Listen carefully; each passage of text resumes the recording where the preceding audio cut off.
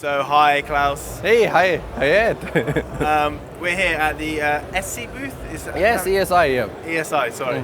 And you've got some audio interfaces, MIDI interfaces to show us. Yeah. So let's have a look. Yeah.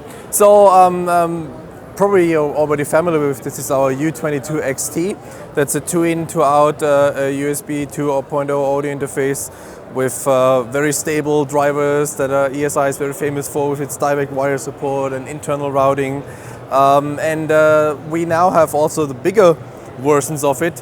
One is the U168 XT, which is interfaced with 16 analog inputs. So there are no ADAT ports or anything, so you don't have like expansion options. You actually have real physical 16 inputs. There are TRS on the back, and then there are 4 microphone preamps on the front. You can switch for the first 4 channels between the TRS inputs on the back or the microphone inputs on the front.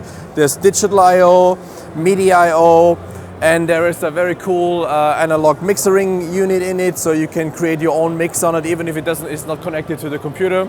So that's pretty awesome. So why did you decide not to go with any ADAT and kind of give it all analog inputs? Well, I mean, basically, I think that the target customers for us, they do not have any ADAT compatible equipment anyway, and there are not so many ADAT converters that you connect to expand, and you're adding up at a higher price.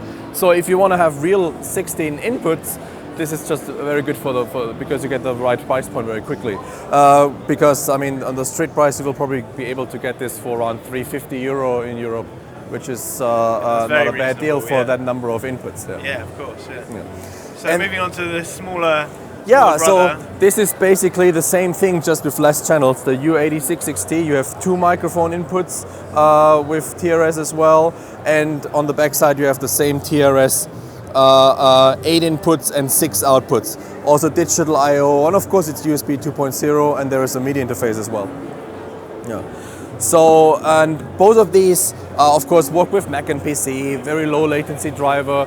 ESI is quite famous for a good performance, especially on the Windows side, and with the capability like low latency with the ASIO drivers. Yeah, and it's pretty awesome stuff, and it works very well. Yeah. Excellent. And then we've got the Moco, right? Yeah, this is pretty cool. This is our new monitoring controller. It's fully passive. It has 2 inputs. You have unbalanced input with RCA or mini check, and you have balanced or unbalanced inputs as TRS connectors. And you can basically here switch between them. Obviously there's a volume control, you can quickly mute your signal with a button, and you have a mono mix down button to check your phasing and everything.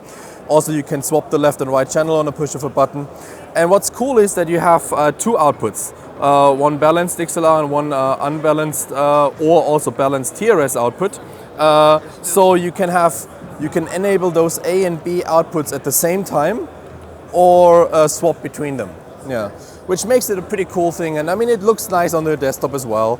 And it's just easy to quickly grab the volume if things are getting too loud or something. Exactly. Like that. So basically, whatever kind of like studio monitor you have to quickly change things, this is the way to go. Yeah. So what is the kind of street price on the monitor? This is selling Europe for around €79, which is pretty reasonable. Yeah, of course. And you've also got 2 MIDI interfaces. Yes, they are pretty cool. This is the latest stuff at this show. I'll show you them over here. There is 2 models. One is the M8U AX and the M4U AX. The concept, how they work, is basically the same. The difference is that the M8U has 16 MIDI ports and the M4U has 8 MIDI ports, sorry. Now, I'm saying MIDI ports because each port can work as an input or an output, and the inputs and outputs are automatically detected, which means that if you plug in a signal and if it's an input, then the device works as an output, and if your signal is an output signal, the device works as an input. So half of the ports are on the back, the other half are on the front.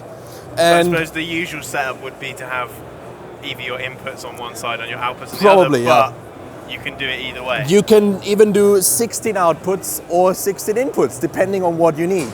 And you can change it. And the cool thing is it's not something that you set up. You just plug in the device and it automatically detects if it's a signal that is coming in. And if there's nothing coming in, it's automatically an output. What it is shown by two color LEDs. So if it's green, it's an input. If it's red, it's an output. Yeah. So it's a pretty cool medium. It's also got a load of USB. Can it work as Right. a USB hub as well? Correct. Then? So another cool feature is that it has a USB hub built-in. Of course, it's USB 3.0, so you can connect your keyboards that have USB directly to it or your dongles, which makes it pretty cool. And there is also a standalone operation. If you look at these LEDs and you go through these modes, you can actually see that you can merge input signals to one output, or you can have one input work as a through box to 16 outputs, nice. or you have like a through option where you like channel 1 goes to 3, 2 goes to 4, and so on. So it's highly it's a configurable. patch bay as well. It's configurable, and yeah, the same thing is here on the M4U, just half of the connectors. And what is also very cool is there is a little secret dip switch at the bottom. Now this is really secret, don't tell anyone. And with that one you can change the device ID, the internal ID. What that makes is it's very important because you can hook up several of those units to one computer. So if 16 is not enough, just use 2 or maybe 3 of them. Okay. Which makes it pretty awesome. Yeah. So how many can you go up to? How many can you change? Well, technically you can probably, on a model like 4 should be okay. Maybe you could do more than that. Normally you would have 1 or 2 of them. Yeah.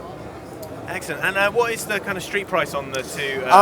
So the 16 port will be around 250, and the 8 port will be around 120, 130, around that. Yeah. Excellent. And you've just got one more interface to show us, Yes. right? Yeah. Now this is the black one of the families. Well, yeah. So the color is a little bit different. That's our new Dante network audio interface. It's the Planet 22X. It has 2 inputs, 2 outputs with very high quality preamps. And this is 123 dB converters, which makes which is very good sound quality wise. And yeah, it's Dante. So everything connects to this network connection. It's even powered over Ethernet, so you don't need to have a power supply if you have infrastructure and a switch that gives power. It's pretty cool. We can use it to expand an existing Dante network, or use it as a recording interface, because with the virtual sound card driver from Audinate, you can use it as a normal recording interface as well. Excellent. Well, and what would be the kind of street price on the Dante? We are not 100% sure yet, but we're aiming for a street price in the range of around €400. Excellent. Well, yeah, thank you very much for speaking to us, Klaus. All right. Thank you. Thank you.